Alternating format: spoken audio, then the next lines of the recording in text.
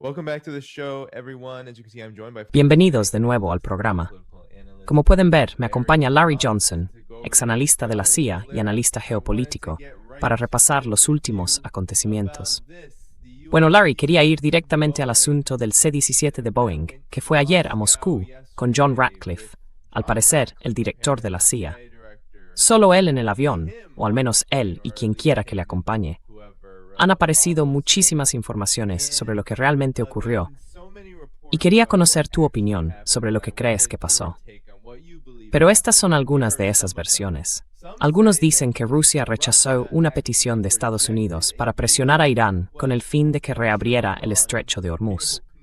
Por increíble que parezca, supuestamente le dijo a Irán que las amenazas y sanciones contra entidades rusas tendrían consecuencias limitadas, según dos fuentes iraníes supuestamente de alto nivel.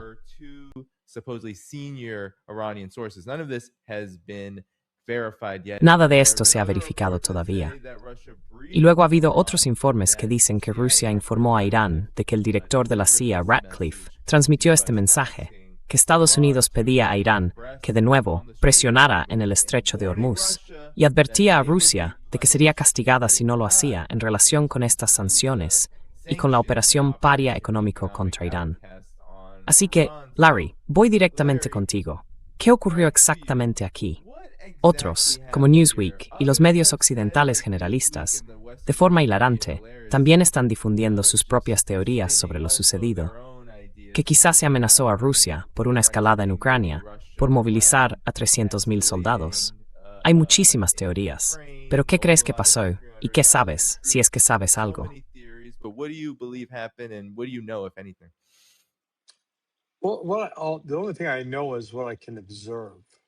Bueno, lo único que sé es lo que puedo observar, ¿no? Así que, primero, ¿por qué el C-17? Eso me llamó la atención al principio, porque el director de la CIA tiene su propio avión, y un C-17 es en realidad un avión de carga muy grande. Bueno, tiene sentido que ese avión también transportara los vehículos en los que Ratcliffe y su equipo de seguridad circularon por las calles de Moscú. Supongo que podrían haber acabado usando vehículos rusos, pero no fue eso lo que hicieron. Fueron, ya sabe, quizá por motivos de seguridad propios, no querían meter a Ratcliffe en un vehículo en el que los rusos probablemente habrían puesto micrófonos y sobre el que tendrían control. La afirmación de que esto era una especie de viaje de Estados Unidos para advertir a Rusia, los rusos no le habrían dejado entrar en el país si eso fuera lo que estaba haciendo. No les interesa escuchar a Estados Unidos sobre nada de eso.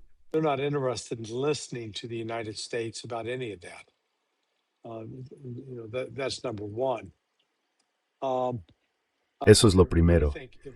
Creo de verdad que tuvo más que ver con que Ratcliffe explicara y tranquilizara a los rusos, ahora que Estados Unidos ha cambiado su política con respecto a Irán. Porque ¿qué vimos en las 24 horas anteriores? Tuvieron las celebraciones del Día de la Independencia en Kiev. Pronúncielo como prefiera. El primer ministro británico estuvo allí. Creo que Ursula von der Leyen también estuvo allí. Los europeos hicieron acto de presencia. Fueron. ¿Quién no estuvo? Estados Unidos. Vaya, ¿creen que es una coincidencia? Yo no. Así que creo que probablemente el trabajo de Ratcliffe era ir a reunirse personalmente con los rusos y asegurarles, sí, nos estamos retirando de esto. Esa es una posibilidad. En cuanto a la afirmación de The Wall Street Journal de que les están advirtiendo, ya saben, que no invadan Polonia, Rusia no va a invadir Polonia. Eso es una absoluta tontería.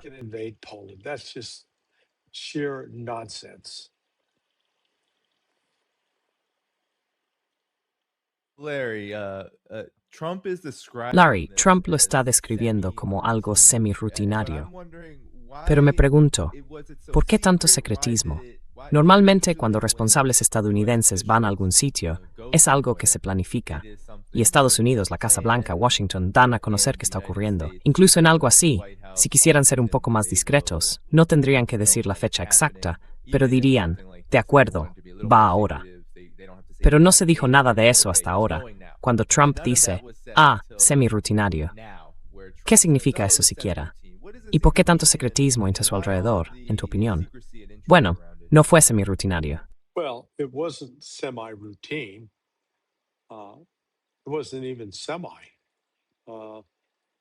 Ni siquiera fue algo semirrutinario. Nunca hemos, ya sabe, creo que la última vez que un director de la CIA fue a Moscú para mantener conversaciones fue cuando Bill Burns era director de la CIA de Biden. Así que ya sabe, es inusual, muy inusual.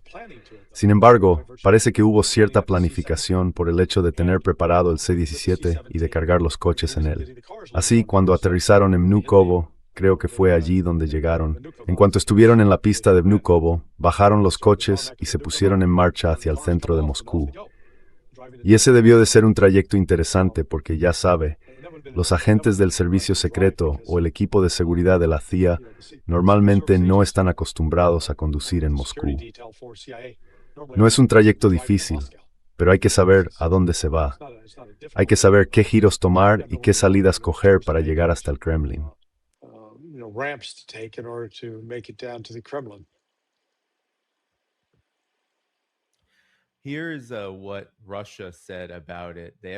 Esto es lo que ha dicho Rusia al respecto. No han dicho gran cosa. No hay muchos detalles, pero esto es lo que Ukrainska Pravda, el medio ucraniano, informó a partir de The Washington Post. Peskov les dijo que al preguntarle por la visita, Dmitry Peskov, portavoz del gobierno ruso, afirmó que estaba relacionada con contactos entre los servicios de seguridad.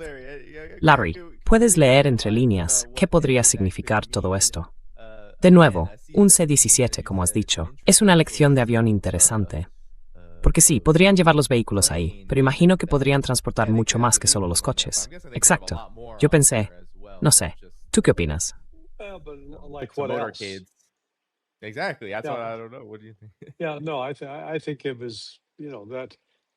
Sí, no, creo que era, ya sabes, el número de coches de su comitiva.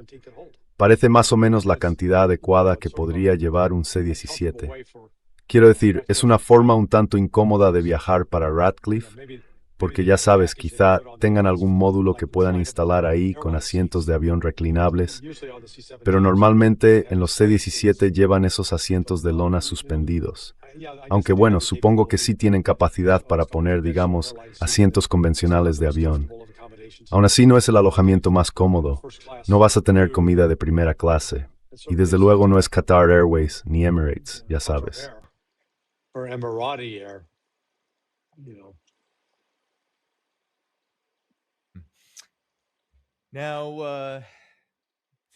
Ahora, sobre la situación en Irán, Larry, y cómo encaja todo esto.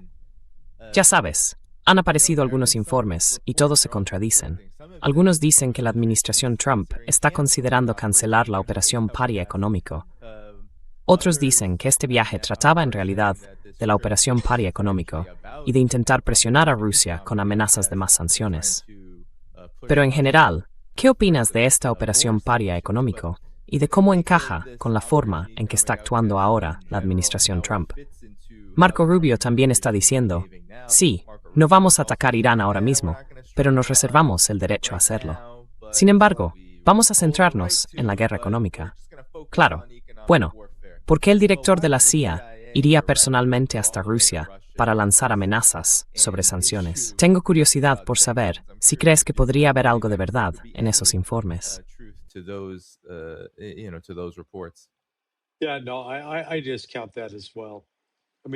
Sí, no, yo también lo descarto. Quiero decir, esto no es la operación Marginado, se parece más a la operación Letrina, porque ¿qué hay en una letrina? Pues está completamente llena de heces, que es lo que anunció Bessent ayer. La iniciativa pretende dirigirse contra los países que comercian con Irán y usan dólares como base de sus intercambios.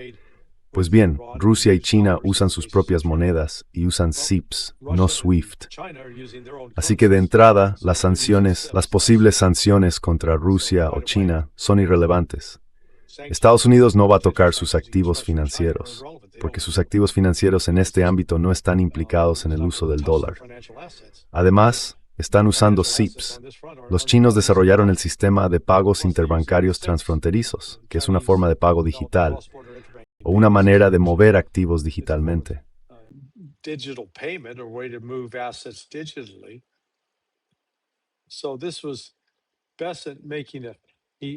Así que Bessent estaba fingiendo, Es como si amenazara con atacar a la gente, pero no tiene un arma con la que atacarla.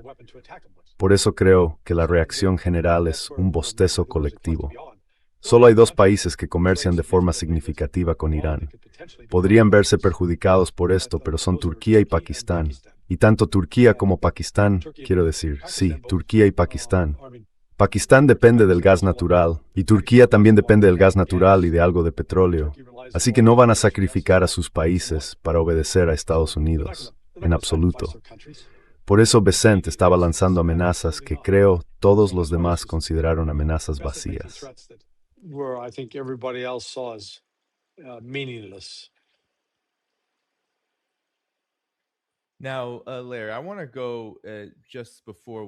Ahora, Larry, antes de pasar a otra cosa, quiero repasar algunos puntos.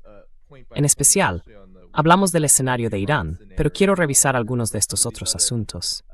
Es curioso que los medios generalistas hayan estado, de hecho, y en algunas partes controlados por la CIA, pero en este caso no tienen ni idea de lo que ocurrió exactamente. Así que dicen, esto lo dice Newsweek, que hay 5 posibles razones para lo que se dijo durante la visita de Ratcliffe. Y quiero que comentes una en particular, que Putin advirtió a Putin contra la movilización de 300.000 soldados para intensificar la movilización en el conflicto de Ucrania. Esto lo han dicho Zelensky y muchos otros en los medios generalistas. ¿Qué opinas? ¿Hay algo de verdad en que Rusia esté intensificando las cosas en el campo de batalla y en el conflicto? Y el director de la CIA iría hasta Rusia para comunicar su preocupación por esto. Sí, claro que no.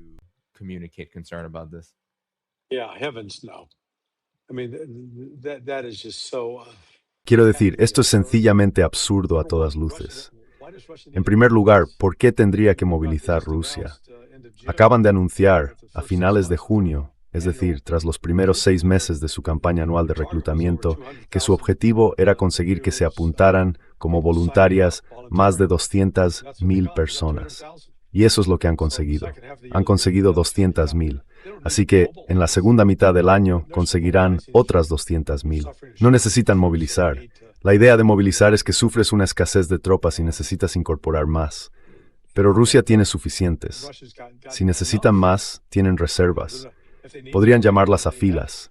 Tienen, creo, al menos 10 millones de reservistas. Así que ya sabe, eso no es un problema. No, esto no es más que otra dosis de propaganda irreflexiva procedente de Occidente.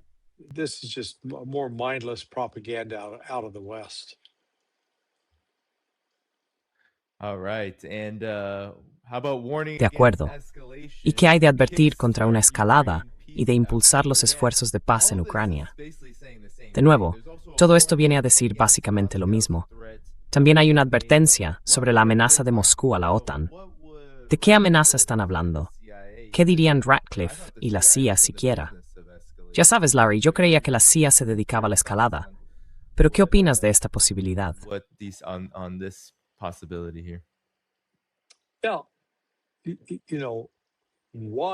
Bueno, ya sabes, la otra explicación relacionada con eso era que Rusia quería poner a prueba a la OTAN. Poner a prueba a la OTAN. ¿Qué demonios creen que han estado haciendo durante los últimos 3 años? La OTAN ha estado librando una guerra indirecta contra Rusia, utilizando a Ucrania como carne de cañón para ese esfuerzo. Los planificadores militares de la OTAN han estado estrechamente implicados en el entrenamiento y el despliegue junto a unidades ucranianas. Así que de repente, Rusia va a hacer un gesto hacia la OTAN metiendo tropas en Polonia. Bueno, ¿cómo van a llegar allí? ¿Van a pasar por Bielorrusia? No lo sé. Estos son absurdos. Es un ejemplo de mala propaganda.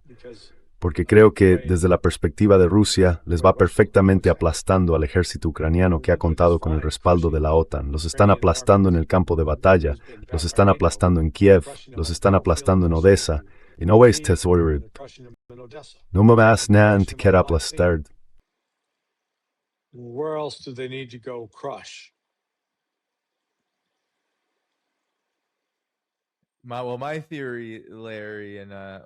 Bueno, mi teoría, Larry, y me interesa saber qué opinas, es que la forma en que se hizo esto daba un poco la impresión de que tenían, como se dice, el fuego bajo el trasero, como si hubiera una emergencia real y tuvieran que comunicarse. Pero en realidad, todo el mundo en los medios convencionales, occidentales, lo interpretó como que la CIA iba a plantear ultimátums y a amenazar a Rusia. Yo podría verlo perfectamente al revés, que en realidad era más bien una emergencia, porque ya sabes, las cosas están yendo muy bien.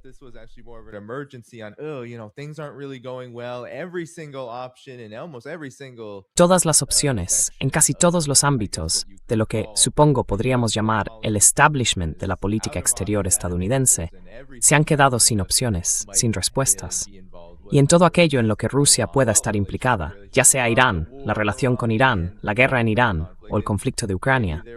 Y quizá haya habido algunos intentos de comunicación, como usted decía, algunos gestos, supongo, de mayor buena fe, que, bueno, tengo grabado por conocer su opinión. Bueno, veamos otra posibilidad. Que Rusia, durante las recientes operaciones terrestres, haya capturado a personal de la CIA y que Ratcliffe esté allí para intentar sacarlos.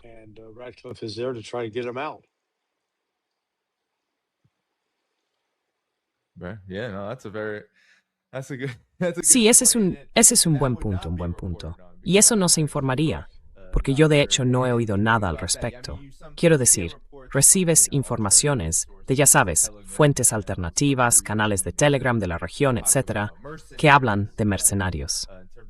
Pero en cuanto a personal de la CIA ha sido muy hermética sobre sus actividades, pese a toda la información pública que conocemos ahora, según la cual la CIA opera directamente en Ucrania, de todo tipo de formas, dirigiendo el llamado esfuerzo bélico. Pero quizá puedas hablar de eso. Habla de cómo ha estado implicada la CIA hasta el punto de que estén capturando a sus agentes, porque creo que eso podría sorprender.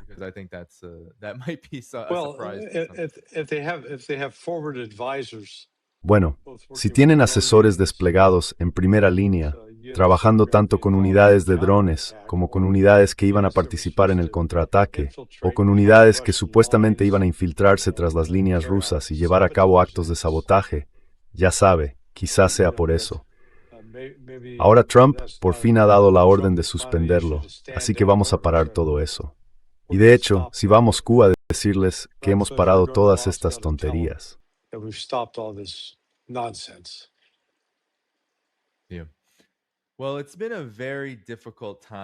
Bueno, en realidad ha sido una época muy difícil para la CIA y para la inteligencia estadounidense. Y quería mostrar este informe porque salió justo cuando Ratcliffe viajó a Rusia.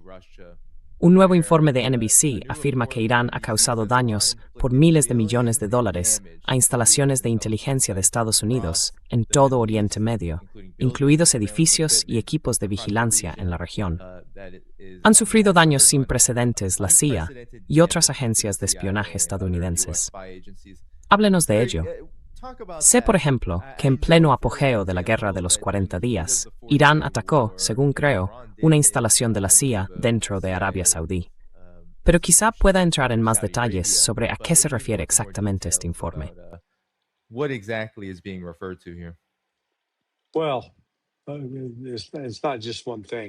Bueno, no fue solo una cosa. Según se informa, Irán destruyó más de 19 sistemas distintos de radar y comunicaciones, repartidos desde Kuwait hasta los Emiratos Árabes Unidos. Sé que en un caso, creo que fue en Kuwait o Bahrein, tenían algún tipo de radar. Era un radar militar especializado conectado a naves espaciales. Ya saben, ayudaba en parte con las comunicaciones, pero iba más allá de eso, porque me dijeron que literalmente había costado decenas de miles de millones de dólares. Quiero decir, era un sistema muy caro. Billions of dollars. I mean, it was a very expensive system. But more importantly, it was a system. Pero, aún más importante, era un sistema conectado a nuestra red de satélites y a la guerra satelital. En fin, cuando lo inutilizaron, me dicen que causó mucha preocupación en el Pentágono. Así que tienes daños extensos en infraestructuras estadounidenses por todo el Golfo Pérsico. Y antes les habían prometido a los locales, ya fueran kuwaitíes, bahreiníes o cataríes: oh, no os preocupéis, os cubrimos las espaldas. Esto va a ser pan comido, no pueden ni tocarnos. Vaya si Irán los tocó. Les dieron un cuerpo entero.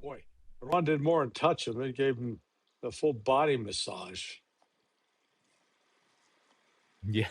That's for sure. That's for sure. Sí, sin duda. Sin duda. Bueno, también está esto, Larry. ¿Dónde está? ¿Dónde lo tengo? Ah, sí, quería pedirte que comentaras esto. Porque mientras todas las miradas están puestas en la CIA en Moscú, Irán y Rusia han firmado un acuerdo de $25,000 millones para construir nuevas centrales eléctricas. Esto también es un golpe bastante duro para la operación paria económico, incluida la mayor central nuclear de Irán hasta la fecha. Y Pezeshkian tiene previsto reunirse con Putin la semana que viene en Kirguistán. Así que, Larry, háblanos de esto. ¿Qué importancia tiene, especialmente en lo que respecta a la relación entre Rusia e Irán, cuando Estados Unidos está haciendo todo tipo de maniobras para intentar aislar a Irán? Esto parece un golpe importante para ese objetivo. Well, yeah, I mean, look, the U.S. attempt to Bueno, isolate sí. Iran A ver. is living in the past. El intento de Estados Unidos de aislar a Irán vive anclado en el pasado. Como he señalado, cuando se firmó el JCPOA en 2015, China y Rusia se sumaron. Estaban con Estados Unidos y dijeron, sí, estamos con vosotros. Aplicaremos esas sanciones. Hoy no. Cuando Estados Unidos y Europa volvieron a imponer las sanciones de restitución automática contra Irán, intentando resucitar el JCPOA, Rusia y China dijeron, no contéis con nosotros. No vamos a tener nada aquí. No es. Se desvincularon.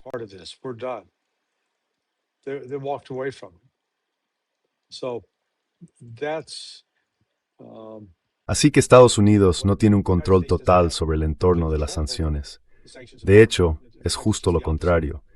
Tienen libre comercio con Rusia, de norte a sur a través del Caspio, libre comercio de este a oeste con China y libre comercio con Pakistán por 6 rutas terrestres.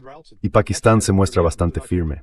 No va a acatar estas sanciones estadounidenses que considera arbitrarias. Así que Estados Unidos intenta presionar a Irán en un momento en que defragmentar esos puntos de presión. has walled itself off from those pressure points.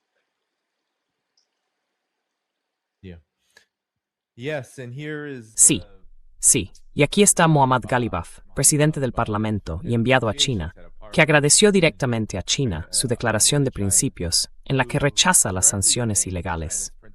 Dijo que la Asociación Estratégica Integral entre Irán y China se basa en el respeto mutuo, la cooperación beneficiosa para ambas partes y una visión compartida de un mundo multipolar. Esta relación no necesita el permiso de nadie. Y Larry, lo que me llama la atención es que Ghalibaf está escribiendo casi como escribiría China sobre esto. Así que hay una profunda sintonía, diría yo, entre synergy, I would say, between Iran and China, not just in Yeah, the very much relations, but even how Irán y China, no solo en, sí, muchísimo, sino incluso en cómo ven cómo serán estas relaciones y qué les aportarán. Sí, no, muchísimo. Ya sabe, esto es, como decía, esto no es como... hablaba antes con Robert Barnes y tenía una buena expresión para explicarlo. Estados Unidos está tratando esto como si fueran simplemente monedas distintas. Ya sabe, los iraníes comercian con los chinos en una moneda diferente. Pero no se trata de eso. Pensemos en los sistemas financieros como si fueran vías de tren. Bueno, la vía estadounidense tiene un ancho menor que la vía rusa. La vía rusa tiene esta anchura y la estadounidense tiene esta otra. Así que rusos y chinos están circulando ahora por una vía distinta que han tomado. Irán ya no tiene que viajar con Estados Unidos y las empresas estadounidenses. Irán ya es libre de esas empresas. Iran is free of those companies now. And can you respond to, there have been some criticism. ¿Y puede responder a esto? Ha habido algunas críticas, especialmente sobre China y sobre cómo ha gestionado las importaciones de petróleo. Dicen que quizá China ha seguido el juego en torno a este petróleo, reduciendo las importaciones, que en realidad ha ayudado a Estados Unidos a manipular los mercados petroleros, etc. Pero me pregunto, ¿qué piensa usted al respecto? Porque, a mi juicio, parece que China no ha dejado de desafiar lo que Estados Unidos considera que es su autoridad para dictar con quién comercia Irán, y no ha abandonado a Irán en modo alguno. ¿Qué opina usted de esto? Lo he estado viendo mucho, especialmente ahora que empezamos a hablar de las reservas estratégicas de Estados Unidos, que van bajando, hasta casi agotarse.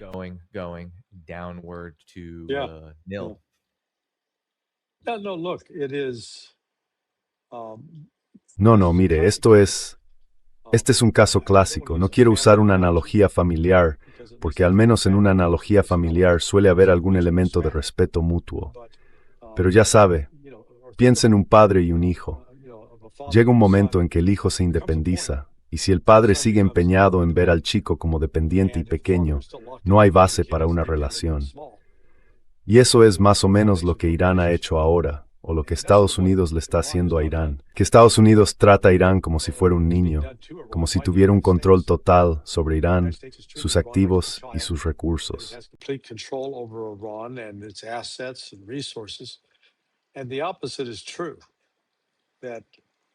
Y lo contrario también es cierto. Estados Unidos está llegando ahora a los límites de su poder.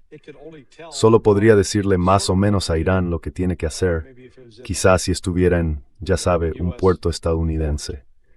Pero Irán no opera en puertos de Estados Unidos. Irán no utiliza bancos estadounidenses. E Irán no cobra en dólares estadounidenses. Opera completamente fuera de ese sistema. Va por unas vías de tren totalmente distintas. Así que Bessent actúa como si dijera, vamos a aplicar sanciones basándonos en esto, en el Amtrak que va de Washington a Nueva York. Pero esto no es eso. Esto es el transiberiano, ¿de acuerdo? Es completamente distinto. Y la falta de control de Estados Unidos sobre eso, ya sabe, va a volver loco a Trump.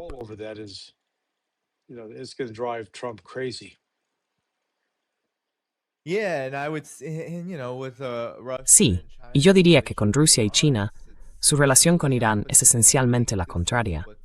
Y creo que esto es lo importante. Es tan distinta que Rusia y China no van a castigar a Irán por hacer lo que hizo, por defenderse, y bueno, por provocar una gran perturbación en la economía mundial. Eso sí tiene cierto impacto en ambos, con algunas ventajas y algunos inconvenientes. Pero aún así, tanto Rusia como China harán simplemente lo que más les convenga y mantendrán una relación con Irán.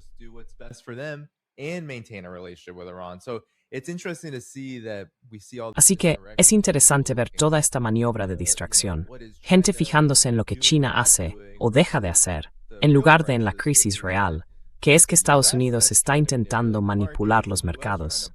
Estados Unidos está intentando ganar todo este tiempo. Y me pregunto, Larry, si ahora mismo la jugada de Estados Unidos y de la administración Trump parece ser prolongar esta situación de ni guerra ni paz hasta las elecciones de mitad de mandato. Y bueno, después de esas elecciones, volver a decidir qué quieren hacer. Si ese es el caso, permitirá a Irán que ocurra. ¿Y cree usted que realmente ese es el caso?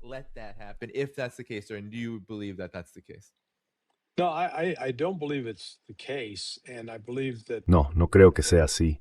Y creo que Estados Unidos se enfrenta a posibilidades reales de consecuencias negativas si intentara seguir ese curso de acción.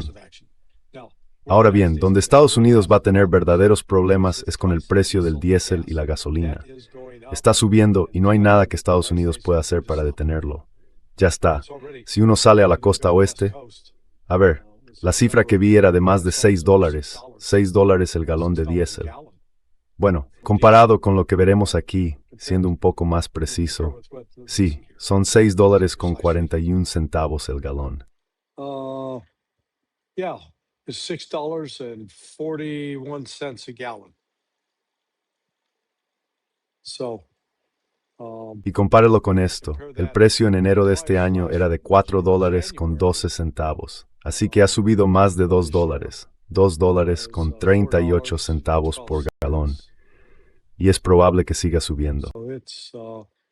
it's up more than $2.38 a gallon. Pero es la que registra el mayor aumento porcentual en el oeste. La segunda más alta a ver es la costa del Golfo, Texas, Mississippi, Florida y Luisiana. Y la tercera más alta son las montañas rocosas, Rocky Mountain High. Sí. Rocky Mountain High. Yep.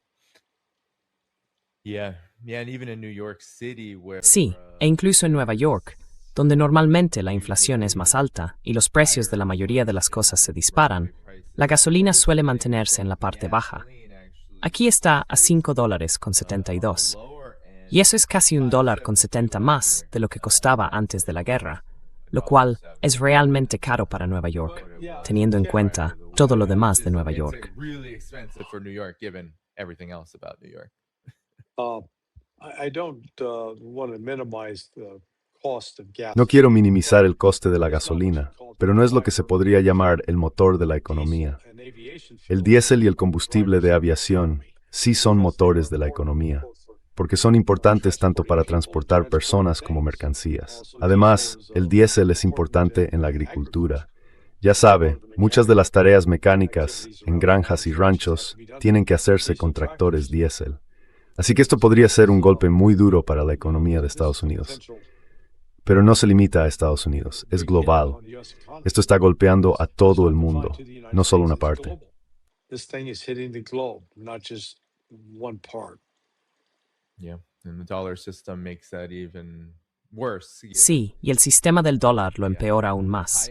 Porque sí, que el precio del diésel esté tan alto en gran parte del mundo es inmediatamente catastrófico.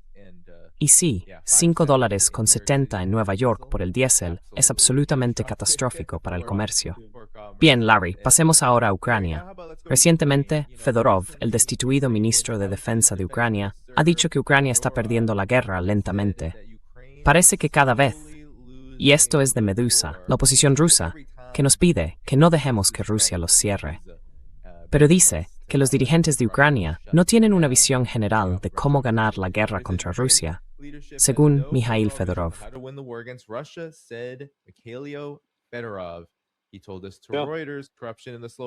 Dijo a Reuters, la corrupción y la lenta adopción de nuevas tecnologías no están frenando al país.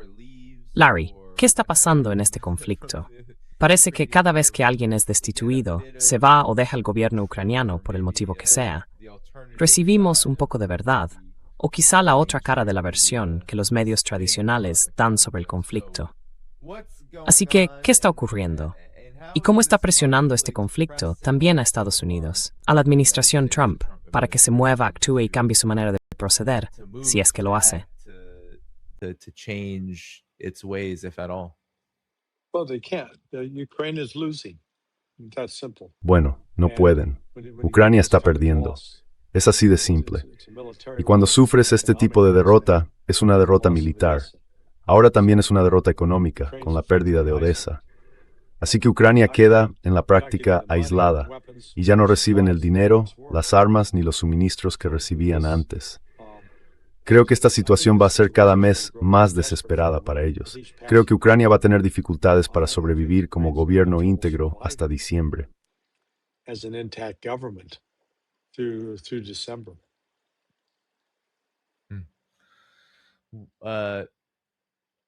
Here's a question from the audience, actually. Tenemos aquí una pregunta de la audiencia. A estas alturas, ¿hay alguna posibilidad de que Rusia se plantee seriamente conversaciones sobre un alto el fuego antes de tener toda la costa ucraniana del Mar Negro?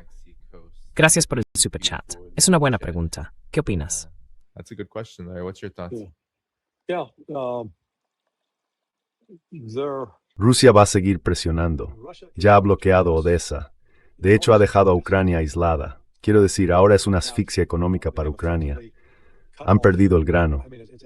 De hecho, estamos viendo que los precios futuros del grano en Estados Unidos han subido, y de forma considerable, por el corte de suministro desde Ucrania.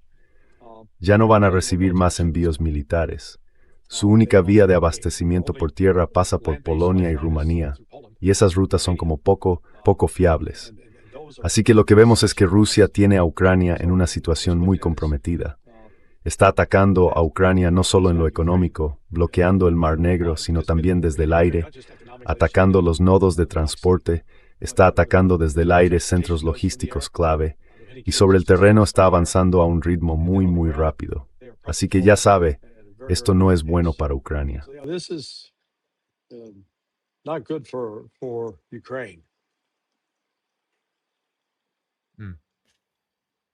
Yeah, definitely not good.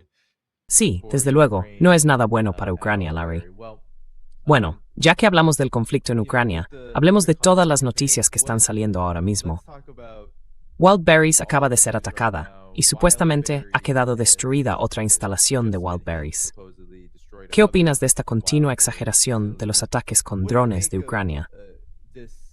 Hubo una información, creo que no sé si en The New York Times o en otro medio, sobre lo avanzada que es la tecnología de software de Ucrania, que la mantiene en la guerra y le permite, ya sabes, seguir avanzando y presionando a Rusia al llevarles la guerra de vuelta a su territorio. ¿Cuánto tiempo puede seguir esto? Y hay un punto de ruptura para saber cuánto tiempo puede continuar esta manipulación mediática y esta narrativa.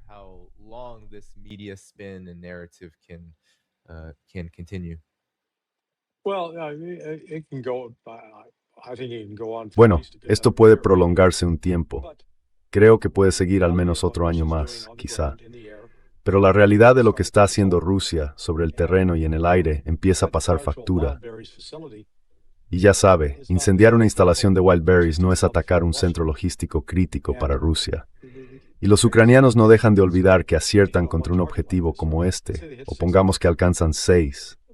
Rusia es un país enorme, enorme. Y Ucrania no tenía suficientes bombas como para obligar a Rusia a rendirse. De Kiev no puede decirse lo mismo. Creo que ahora veremos más ataques aéreos y de mayor intensidad. Es como si, cuanto más ataque Ucrania a objetivos civiles dentro de Rusia, mayor será la respuesta de los rusos en la siguiente oleada de cohetes, misiles y drones.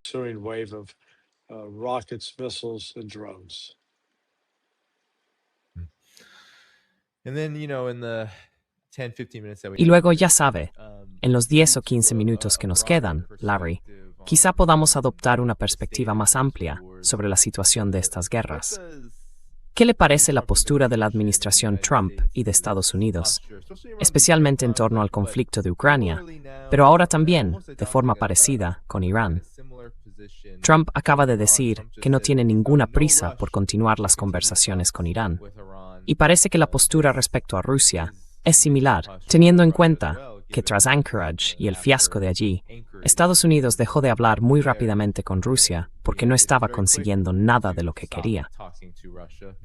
¿Qué le parece la postura actual de Estados Unidos en estas guerras? ¿Y qué dice eso sobre el país?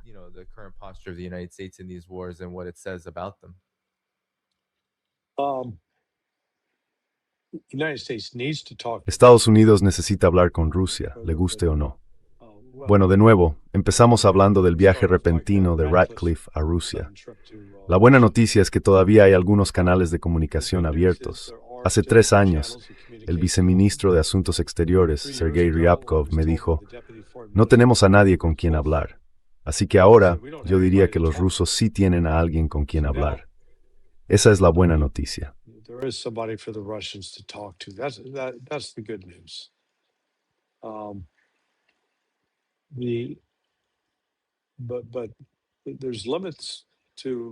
Pero hay límites a lo que puede hacerse diplomáticamente por parte de Rusia, porque Rusia ha dejado muy claro, estas son nuestras exigencias. Esto es lo que necesitamos ver. Y mientras Estados Unidos se niegue a aceptarlas, Rusia y Estados Unidos seguirán fuera del marco de negociación.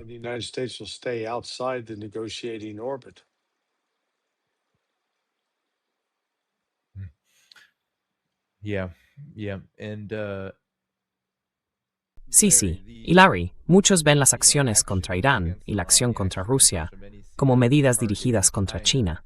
Se supone que Xi Jinping va a viajar a Estados Unidos el mes que viene. Está toda esta operación de expulsión económica contra Irán, que muchos también creen que pretende apuntar a China.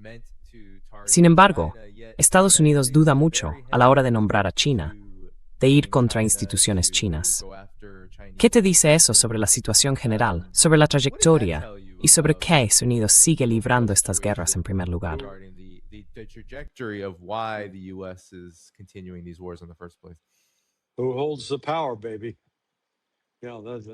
¿Quién tiene el poder, cariño? Ya sabes, esa es la jugada de poder definitiva. El hecho de que tengamos que preocuparnos por qué nos van a hacer los chinos. Porque ya sabes, nos hemos ganado una reputación considerable por hacerles a otros países lo que no toleraríamos si nos lo hicieran a nosotros. Pero ahora China se está afirmando como una potencia verdaderamente global, no solo regional. Me fascina esta desconexión que hay en Estados Unidos cuando se trata de China. Tenemos un sesgo muy arraigado, y parte de él es racista, y no valoramos lo que los chinos han logrado en los últimos 30 años.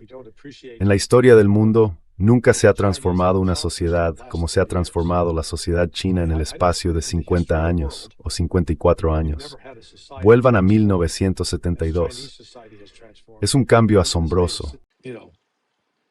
I'd say a spate of 50 years. Let's go back, or 54 years. Go back to 1972. Right. Just it's an astonishing change, and they're sort of feeling their oats. Y están, digamos, tomando conciencia de su fuerza como nueva potencia política. Pero no van a renunciar a eso. Ya sabe, no van a rendirse ni a someterse a Estados Unidos. Sigo pensando que hay aspectos sólidos de la cultura china que les permiten ser asertivos, o parecer tranquilos, aunque en realidad sigan siendo asertivos, o que pueden estar cediendo de verdad. Y creo que lo que usted y yo estamos viendo aquí es que van a inclinarse más por la asertividad. Educados, pero asertivos. Polite, but assertive. Right. Yeah, well, that's Claro. Sí, bueno, creo que eso es 100% cierto. Incluso cuando voy a China, la gente me dice que existe una cultura de ser muy amable con los extranjeros, incluso quizá demostrarse deferente con ellos. Y gran parte de eso es, sí, cortesía. Pero a nivel de gobierno, creo que lo que realmente estamos viendo es que China actuará siempre de forma muy profesional y diplomática, pero nunca abandonará ni cederá sus intereses generales. Y también creo que, cada vez más, y dentro de sus capacidades, le interesan no solo sus propios asuntos, lo que ocurre dentro de China, sino también el tipo de entorno que China necesita y quiere ver en el mundo, para que su crecimiento y el crecimiento de otros no se vean obstaculizados. Y creo que lo vemos cada vez más ahora, especialmente con Irán. A pesar de las críticas de la gente, China ha sido un apoyo vital increíble para Irán durante todo este periodo. China has been an incredible lifeline to Iran throughout Yeah, this well- whole period. And not just lifeline, orchestrator. No solo como salvavidas, sino como organizador. Yo diría que han estado organizando todo esto con Pakistán y desempeñando un papel discreto entre bastidores, pero un papel que en realidad va más allá de la relación con Irán. Han sido fundamentales para animar a saudíes, turcos y pakistaníes a formar esa nueva alianza. That new alliance. Yeah. Yeah, and this is actually a question I forgot to ask you from earlier. Sí, y esta es en realidad una pregunta que se me olvidó hacerte antes, pero también es muy amplia. Ahora que ya no estás entre, supongo, las oscuras paredes de la CIA, pero tienes experiencia allí, ¿qué opinión te merece su estado general? Porque la CIA ha sido vista durante décadas y décadas y décadas como increíblemente poderosa, por supuesto, e increíblemente maliciosa, con un enorme historial de ser un motor de iniciativas destructivas de política exterior de Estados Unidos en todas partes, incluido dentro de Estados Unidos. Pero ¿qué opinas de su situación actual, teniendo en cuenta que no tiene presencia en Rusia, ni presencia en China, o al menos muy poca presencia en Rusia y ninguna en China? Por lo que yo sé, No presence in China from what I know of. Iran has been very vigilant in Irán ha estado muy vigilante a la hora de minimizar y reducir la capacidad de la CIA para hacer cualquier cosa allí. Y luego, por supuesto, en el resto del mundo, aunque hay muchos lugares que no están en la situación de esos países y que lo tienen más difícil, ¿no? También vemos, creo que especialmente en el caso de Ucrania, una enorme dificultad para poder imponer y hacer valer los intereses de Estados Unidos a través de la CIA. Y me pregunto, ¿cómo ve usted la situación general de la CIA, su poder y su papel ahora mismo, en 2026, dado el estado de estos conflictos? in 2026, given the state of these conflicts. Yeah, it's still, I think it needs. Sí, sigue siendo así. Yo creo que hay que disolverla y empezar de nuevo. Ha dependido demasiado de las operaciones encubiertas. A eso me refiero. Actividades diseñadas para derrocar o debilitar a otros gobiernos. Esa ha sido casi la actividad exclusiva de Estados Unidos durante los últimos 60 o 70 años, desde Vietnam. Y he visto que nos resistimos. Seguimos poniéndonos trabas a nosotros mismos.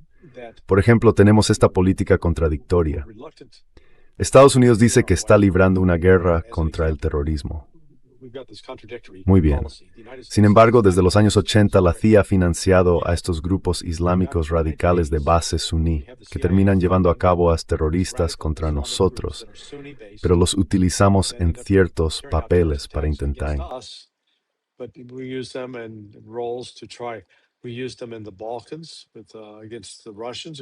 Los utilizamos en los Balcanes contra los rusos, de nuevo usando el terrorismo islámico como una forma de intentar debilitar a Rusia. Al mismo tiempo, la CIA financiaba a rebeldes chechenos vinculados a grupos islámicos radicales, de nuevo extremistas. Hemos tenido a Estados Unidos, y eso fue en los 90, entrando en los años 2000 y en la década de 2010. De nuevo, Estados Unidos financia a ISIS, al-Nusra y Hayat Tahrir al-Sham. Eso se extiende a la segunda década del siglo XXI, ya saben, de 2010 a 2019. De nuevo, financiamos a islamistas radicales y sin embargo afirmamos que estamos librando una guerra contra el Islam radical. Así que esa contradicción está presente en toda la CIA. Y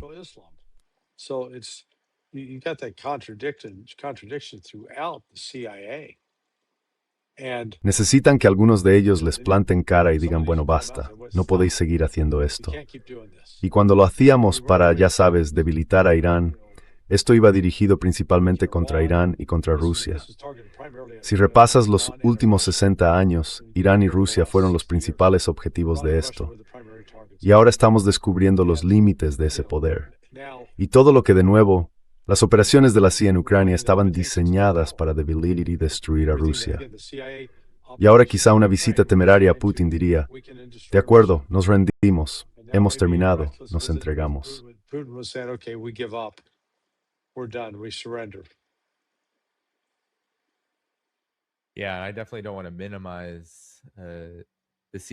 Sí, desde luego no quiero minimizar la influencia de la CIA sobre la política exterior de Estados Unidos, ni la influencia del Estado profundo, por llamarlo de alguna manera, sobre lo que Washington y alguien como Donald Trump terminan haciendo realmente. Pero como dices, creo que los resultados reales que se derivan de la política de la CIA, si es que podemos llamarla así, se ven cada vez más, supongo, alterados por este mundo cambiante. Y pienso que incluso la relación con Israel también. Uno pensaría que la CIA consideraría que buena parte de la influencia israelí es casi... No sé si esa fue también tu experiencia dentro de la CIA. ¿Hay algún conflicto ahí alguna vez? ¿O está todo completamente alineado con este tipo de cosas?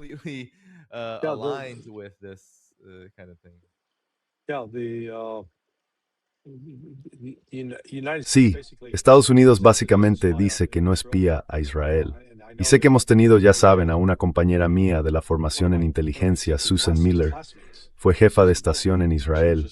Y Susan es una buena persona. Quiero decir, yo la conocí como una chica agradable. Tenía poco más de 20 años cuando trabajé con ella. Y ahora ya tiene edad se jubiló después de 40 años. Pero ya saben, no controlamos a Israel, ni mucho menos. Así que ellos hacen lo suyo, y nosotros estamos, más o menos, observando desde fuera. Podríamos hacer más, pero ha sido una decisión política no hacer más.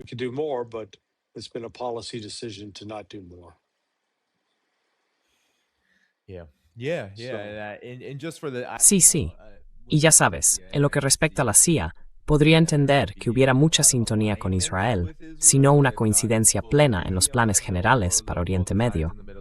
Pero también podría imaginar una lucha de poder que sinceramente ahora mismo no veo. Ya sabes, uno pensaría que la CIA, siendo la CIA del hegemón estadounidense, querría dar la impresión de estar al mando, en lugar de que la entidad israelí parezca tener un control completo y absoluto sobre lo que ocurre en esa región.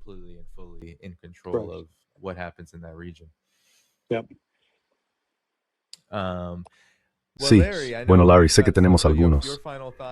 Pero tus reflexiones finales, estaremos atentos para ver si puede haber novedades. Hemos oído, no puedo confirmarlo, que fuentes pakistaníes dicen que creen que habrá un anuncio de un acuerdo en las próximas 48 horas.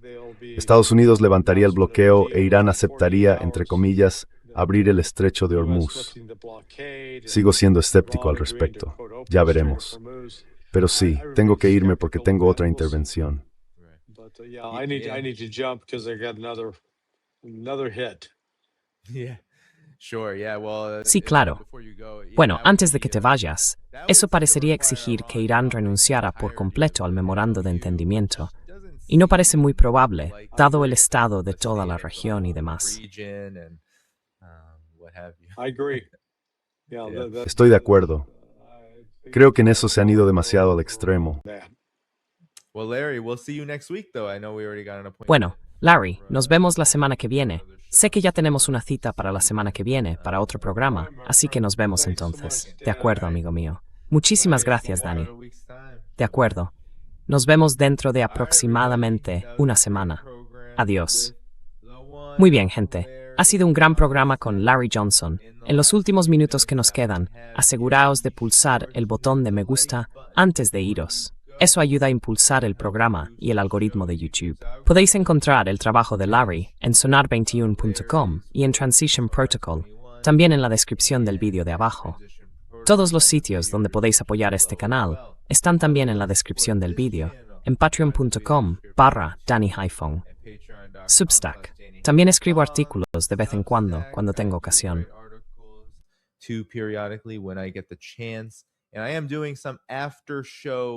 Y también estoy haciendo algunos contenidos extra después del programa para miembros en YouTube, Patreon y Substack. Todo lo que puedo, de forma periódica, y eso es solo para miembros. Así que este canal sigue siendo público. Toda la información que hay aquí seguirá siendo gratuita, sin muro de pago. Aquí no hay muro de pago. Pero, si queréis apoyar, recibiréis algunos comentarios extra míos que podéis encontrar en Patreon y Substack. También podéis haceros miembros de YouTube en las publicaciones de la comunidad.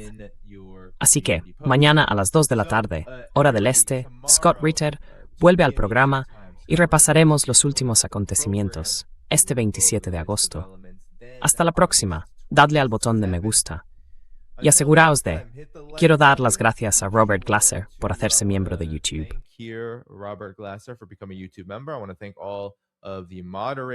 Quiero dar las gracias a todos los moderadores que están hoy en el chat y a todos los miembros. Os veo, Mark Bulmer y algunos más. Quiero dar las gracias. ¿Había algún moderador en el chat? Creo que sí. La verdad es que no lo sé. Espero que haya algún moderador en el chat que se dé a conocer. Y si no, muchas gracias por todo vuestro apoyo. Dad al botón de me gusta antes de iros. Echad un vistazo a todo lo que hay en la descripción del vídeo para apoyar el programa. Patreon, Substack, Buy Me a Coffee, todo ello. Nos vemos mañana, 27 de agosto, a las 2 de la tarde, hora del este. Scott Ritter. Seguiremos con la conversación. Y gracias, Ware. También te veo a ti, moderador. Ah, hay más. Nasir ha dicho que eres un moderador nuevo. Gracias. Muy bien, gente. Nos vemos de nuevo mañana. All right, everybody. I'll see you again tomorrow.